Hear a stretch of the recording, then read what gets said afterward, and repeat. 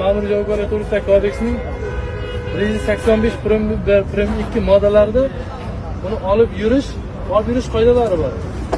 Masalan, 9 santimdan yuqori bo'lgan yukli turli jismlarni mashinada o'zini nimasi bo'ladi, paketchasi yoki boshqalari bilan olib berishlari mumkin.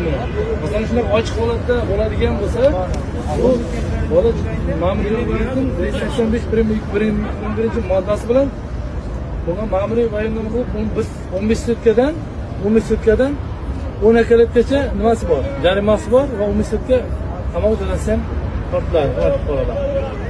Olib yurish, qarasizlar, mana bunga keladigan bo'lsak, bu sanksiyalar kuchaydi ham. Uchastkalaga prab hisobida o'tkaziladi. 9 mana bular 9 santimetrga chiqmaydi-ku. Mana bular jinoyatga tortadi. Hop, so'zim maliyasi so'zdan ko'payadi. Ishga borsam, so'zdan tursam, buni olib yurish aytmayman, olib yurish instrumentlar ichida. Ha, uni ichida olib yurish bor. Faqat masiga o'ralgan holda, yopiq holatda olib yurishlar mumkin. Olib yurish mumkin emas degan joyi yo'q. Olib yurish tartib qoidasi bor. Loboyna. Buning-chi? Bu elektron shokini emas, bu kanal hisoblanadi. Bu